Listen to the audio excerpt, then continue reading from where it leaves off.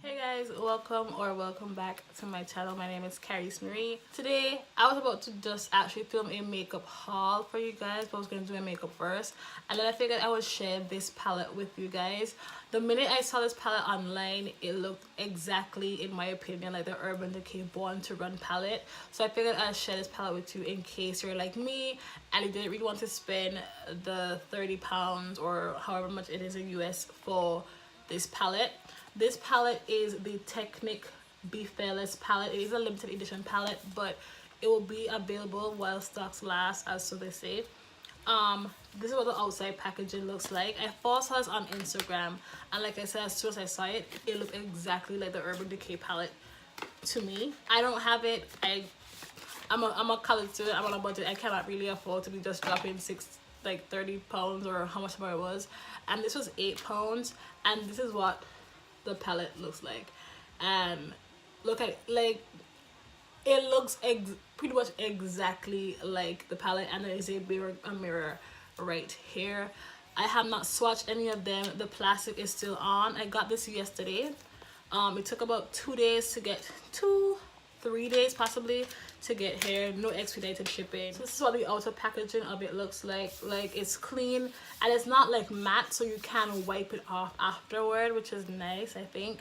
What I'm going to do is I'm going to, when I reference these, I'm going to mention the shade is comparable to. The shade that I'm going to swatch now is a shade Creek in the Technic palette, and this is comparable to the shade Riff in the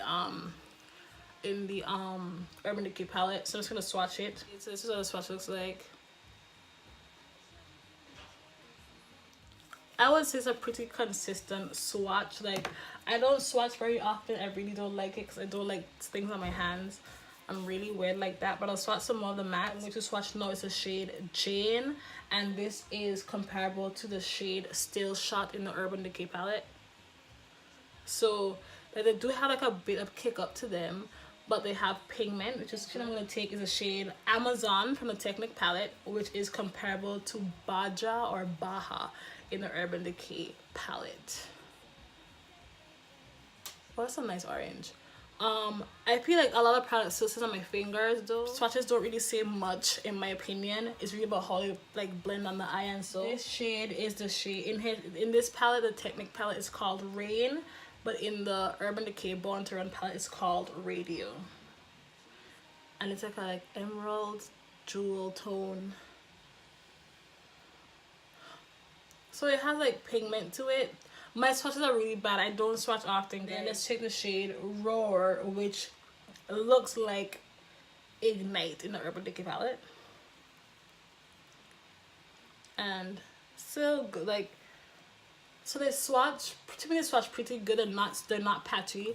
They are, I feel like the mattes will have like a good amount of fallout, but as for like pigmentation, I feel like they're pigmented enough. But like I said, I don't have it in the Urban Decay palette, so I can't I don't have the Urban Decay palette, so I can't like give a full comparison. But in terms of like shade wise, it looks exactly like the Urban Decay palette. The only thing, this palette has 20 shades and the Urban Decay palette has 21 shades. And see, I'm just gonna take some concealer on my eye and just do my eyes how I would usually do them anyway, which would be concealer on the lid and without setting it, because this concealer that I use kind of dries matte anyway. I'm gonna go for the shade Amazon, which is an orange. I'm gonna put that in my crease first. I'm gonna pick it up on a brush like this and then pack it on to the lid. And the mirror in this palette is actually very good. So that's okay. So I'm just stamping the color on because I found recently that's how mattes perform best. So if I'm really trying to give it a fair chance, I would I'm putting on the shadow the same way that I would put on shadows from any other palette.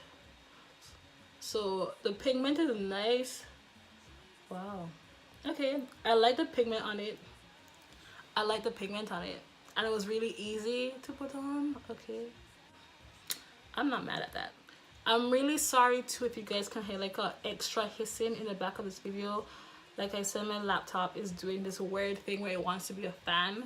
it was broken recently, and like my dad took it to get fixed, and it came back with like one of the vents kind of broken, so all the air and the sound is coming out from it. But yeah, so I really like the way this shade Amazon has packed up. And like once again, this is comparable to the shade Baja or Baja in the Urban Decay palette. I don't want to say I'm very experienced with drugstore shadows or affordable eyeshadows, but I started my makeup journey on drugstore shadows, so to me this is performing very well. And I use carroty shadows as well, which is a bit more high-end, but that pigment went on fine for me. What I'm going to do, I'm going to work the shade Cocoa, which is this deep brown hair comparable to the shade Good As Gone in the Urban Decay palette, and I'm going to put that in the outer part of my eye. I'm going to take like this really big fluffy brush to do that. It's the shade Cocoa, like a red tone brown. Once again, just dipping the shade in the palette and then pressing it on to the eye. And then that showed up really well on my eye just now. So the pigment is nice, and I don't find that when I'm blending this on top of the other orange that is lifting off the color. I think it's blending very well. I'm not sure if I'm using a lot or a little of product to you.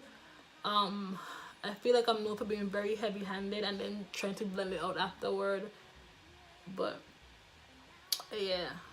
And the brown isn't really hard to blend out. I find like brown shades, especially the drugstore, can be very pigmented but then hard to blend. This isn't really giving me that per se. It's like it's kind of really, I should be using a smaller brush to really get into that crevice of my eye on this side, because I have two different eye shapes in case you have not noticed. There we go. I feel like eyeshadows is really dependent. It's heavily dependent on what type of brushes you use to really get the desired looks that you want. So I'm gonna go back in with a big fluffy brush again and then blend out the edges of the shadow. It looks very dramatic now, but we will fix it up in like 0.25 seconds. So they're very pigmented, I'll say, and they blend very easily. I think the true test would come from like the shimmer. I want to use a shade Vine for some reason, so I'm going to take a flat brush because I find that shimmers apply better with a flat brush. It's the shade Vine, and that is comparable to the shade Wanderlust, and hopefully this has pigment because I feel like shimmers might really see where the pigment is. And this, can you guys see? Okay, that's not bad. So I'm already really liking this palette. I'm not sure if you guys can tell. I don't find that I'm using an excessive amount of product in comparison to other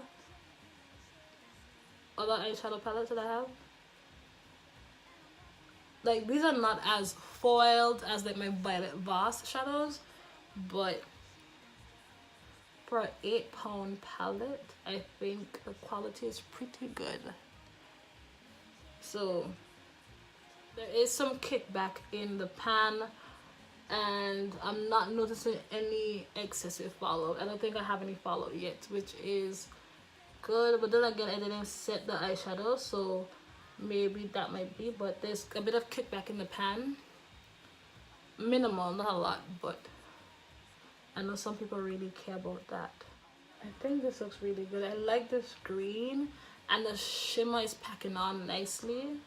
And I didn't wet this shimmer. I'm gonna take the shade Creek, comparable to the shade Riff, and just blend out the crease of my eye to make it more cohesive. Actually, I think what I'm gonna do, I'm gonna finish my eyes, finish my face, come back, and like give you guys my final thoughts on the palette once I'm done.